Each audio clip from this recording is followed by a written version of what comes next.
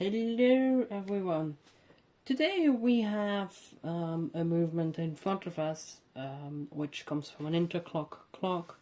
It's a JK movement, and this is one of the movements with the so-called self-regulating escapement.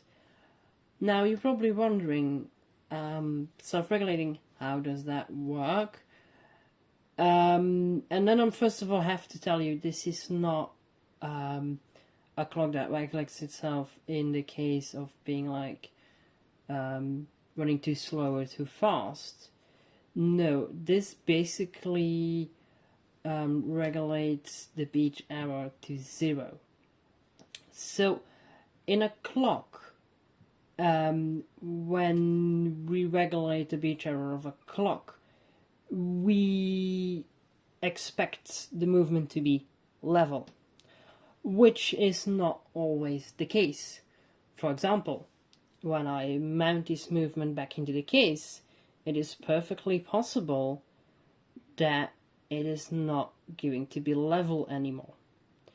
And I'll explain why that is in a bit, like why that affects a clock in a bit. So, or the clock might just be like, if this comes from a standing clock, but if it comes from a wall clock, and I finish it, I regulate it perfectly, it might go back to the customer, and the customer doesn't mount it to the wall straight. It's a bit crooked. It might not work. So that's why somewhere along the history of clocks they invented a self-regulating escapement. And yeah, like I said before, it's basically only the beat error. So what's the beat error on a clock exactly? Well, it's actually really easy to show on a clock, much more easier than on a watch or on a clock that has a hairspring. But basically, if we, like, this is a clock weights, there's no weight attached, but I'm going to explain it anyways without the sound. So normally, when I would go to the left, I would hear a tick. And if I go to the right, I would hear a tack. And the amount of degrees from the center out needs to be equal. So if I have the tick here 10 degrees and the tack there 10 degrees, then there's no beat error. If it's off by a bit, then I have a beat error.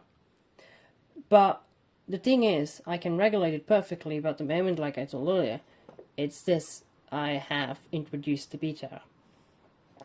So that's why they came up with the self-regulating escapement. How does it work? Well, basically, for starters, in order to regulate, you would determine in which way you need to change it, and then you would push it further. But it's really loose. Like, this is the end, and then I can push further with ease. And that's basically how they do it. So there's the normal escapement wheel with special teeth on there, and then there is a second rim on the escapement. We're going to show it in a bit. There's a second rim on there that will block the escapement teeth from coming too far. And in the manual of this clock, the original manual, they will state that for first use, you have to give the pendulum a big swing. So you will get into the limits, and eventually you will middle it out. And you will middle it out in the center, which has no beat error. Because you're going to end up in the stop, but then you're going to go too far, and then you're going to go too far in this direction. But over time, since the pendulum is losing momentum, you will level it out and you will end up in the middle. Perfectly for that placement of the clock, because the clock can be off by this, and if you give it enough power, then yeah, it will level out correctly and the clock will just work. So, now that I explained that, I'm going to show you the second rim on there, and then I will show you another clock. because they went further from that. So there are clocks where, yeah, like you can clearly see the second rim on there, like a second circle. But later on they went further and they just integrated into like the tooth shape of the escapement. But and I'm lucky to have both of them. I'm going to show this one first because it's the most clearest, because it's like you still have both. You still have the like the characteristic gear teeth that you would normally have, and then you have the rim. That's what I'm showing. And then like we go further to the other one, and then I will show this one working. But yeah, let's first show this one. So here we are, all zoomed up on the escapement, and this is the rim I was talking about. So you can see you have your normal teeth, and then you have the rim here, and like they literally just, you can see. So now I'm at the end. No, let's do it like this. So now I'm at the end, I'm on the rim, and take a closer look here. Here. Now you can see. And now I'm adjusting because I'm on the rim. And on the other side, it's the same. And like, if I would do that enough, I would middle out, and my beat arrow is regulated. That's basically how simple it works. So in this case you still have normal teeth and rim. And now what I'm going to show next is yeah, they put that all in one, all in one. So here we are with the other one, and here you can kind of see that they just took both shapes and combined them. So you still have like the teeth, although they're a bit finer, but then you notice that there's a lack of depth, and that's basically the rim they combined into like a 2D shape. Like they just lay the two on top of each other and combine them. Another thing is, so that's the way you can recognize them. Like the odd shallow shape or the rim behind it. So another way you can recognize them is by the suspension spring. I'm going to show you them. So if you see this kind of suspension spring, it's guaranteed that it's self-regulating escapement. Like, there is a slight possibility that somebody had one of those left over and used it in a clock it wasn't supposed to be used for. Possible. But if it's one of those basically plastic with this hook, you're almost 100% certain it is a self-regulating one. I'm going to show you the first clock again in a bit, because that also has not one of those suspension springs, but there's something else that I do want to mention. So here we are back with the first clock, because there was something I still wanted to mention about this one. So I showed you the other one. You had like the suspension spring with a hook on, and like was basically made out of plastic.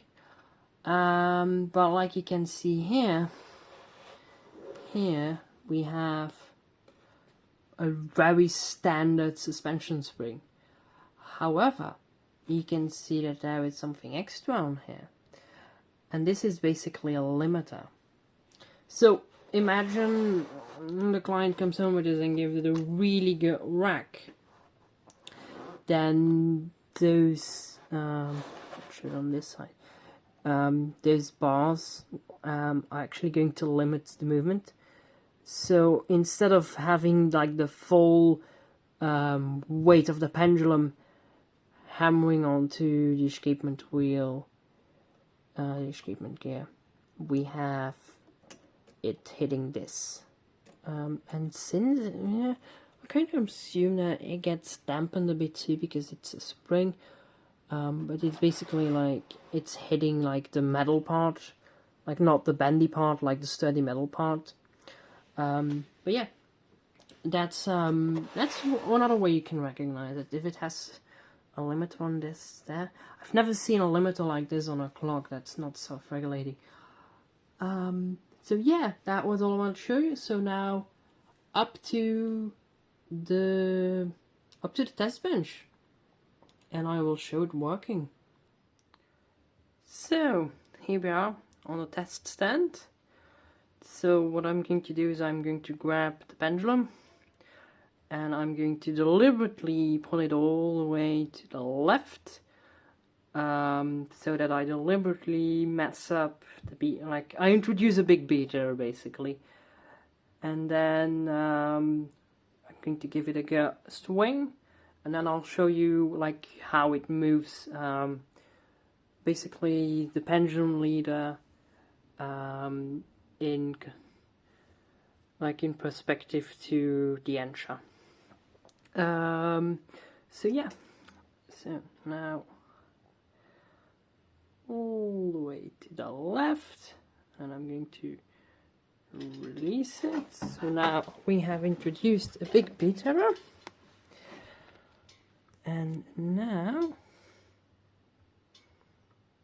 you can see that even though the Ensha is all the way against the rim, you can see that it can still move further here at the pendulum leader here.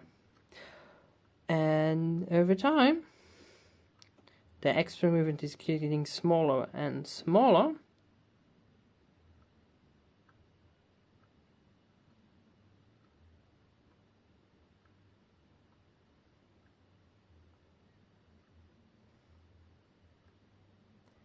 And now it's running, and it should be regulated.